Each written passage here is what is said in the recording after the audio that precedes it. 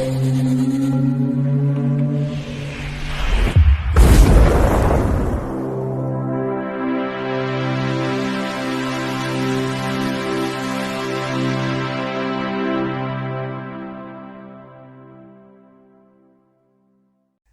Bayek, it's me, Ian. And in this video, well, I'm continuing my look at The X-Files. This is the first season, and this is episode 4, Conduit, from 1993. This first season runs. It's 44 minutes long. It was transmitted on Fox Network on the 1st of October 1993. In the UK, it was the 10th of October 1994 on BBC Two. Right? Okay.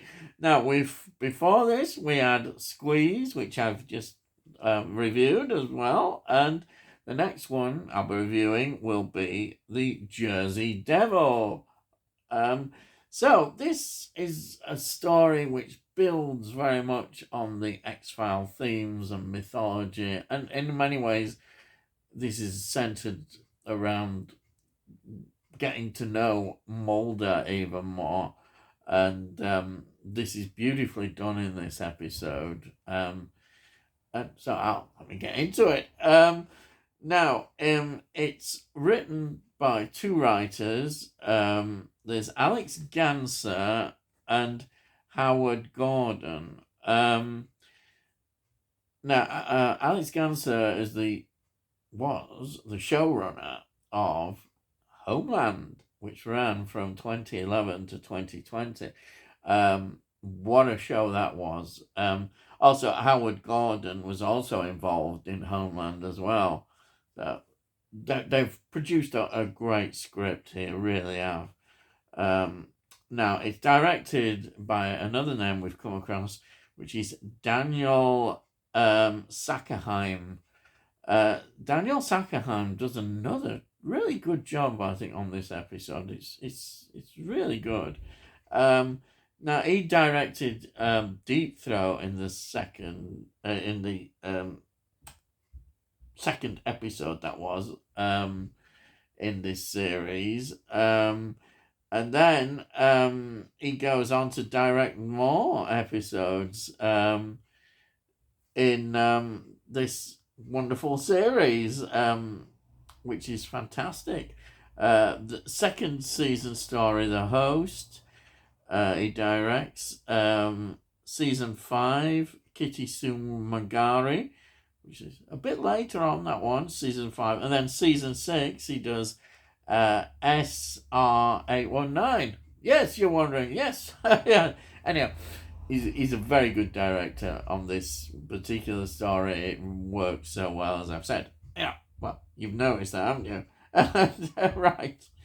Let me just get into the cast.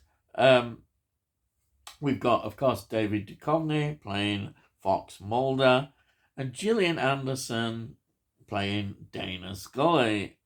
Beautifully, it's already building up as a great partnership, absolutely.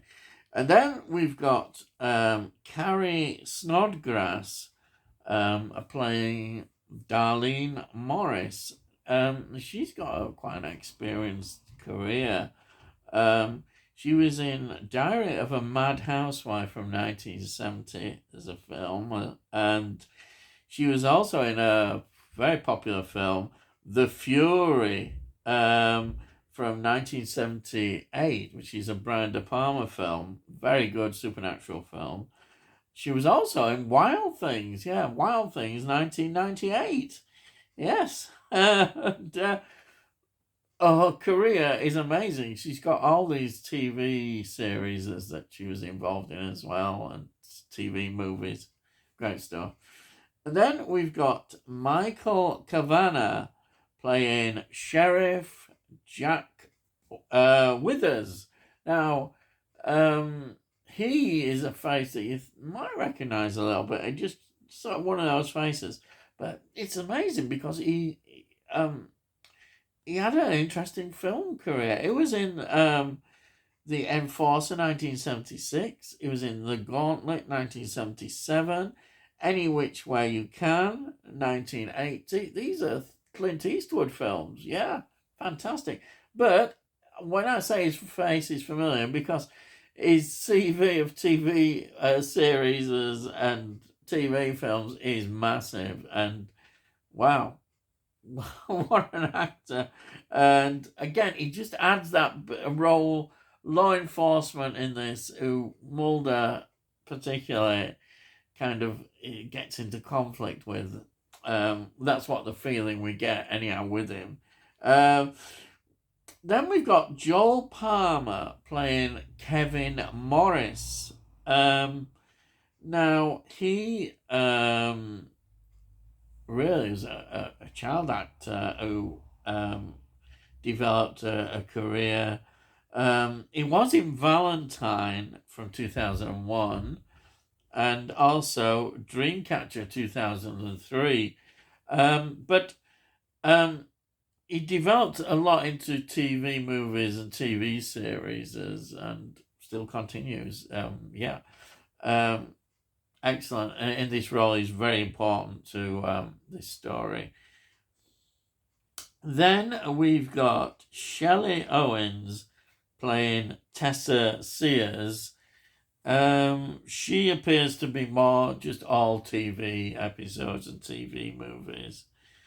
And then we've got the return of Charles Cioffi, who plays the section FBI chief, Scott Blevins. He kind of pops up in a lot of these as the, FBI, boss, particularly with Scully.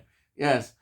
And as I mentioned before, his career was interesting because he was in Clute, 1971, and also Shaft, 1971. Again, he's just a veteran of all these TV episodes and TV series. Fantastic. Now, the locations, again, are quite good in this because it's all as usual filmed around Vancouver. But also this time, it's filmed at Bunsen Lake. Bunsen Lake just adds a wonderful atmosphere to this story, and the scenes, they're amazing. Absolutely.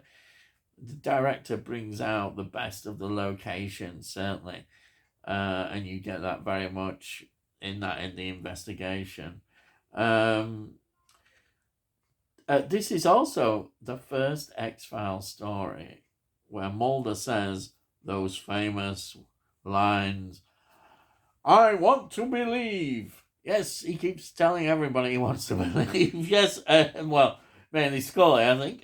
But yes, that is a line that is often cited in the X-Files, and this is the first episode that he says it. There we are.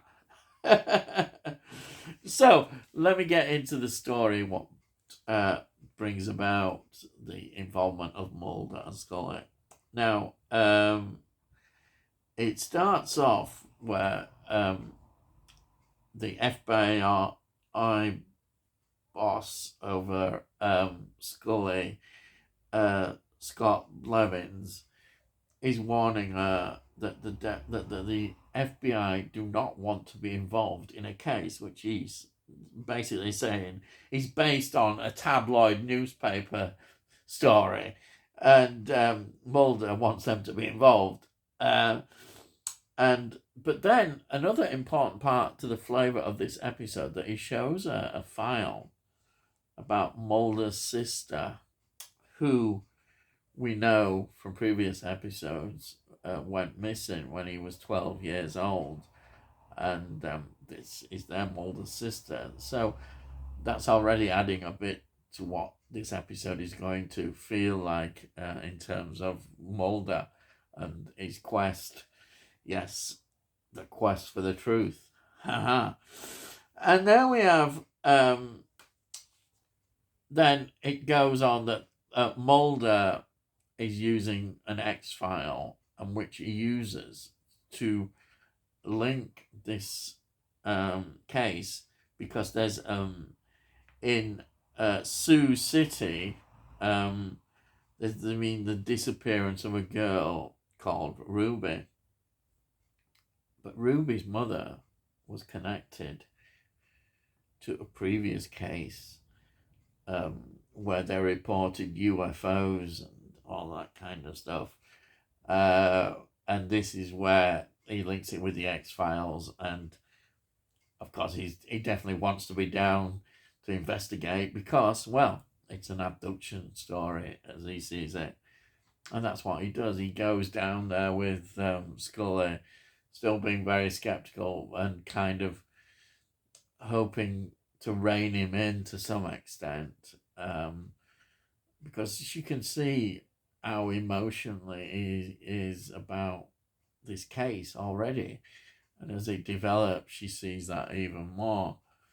And she can see him, like, he has this habit of annoying local police, the local authorities, and he sees it in the way he's talking to the sheriff who's in charge of all this in that area, the local sheriff, and she knows it's not a good idea to do this.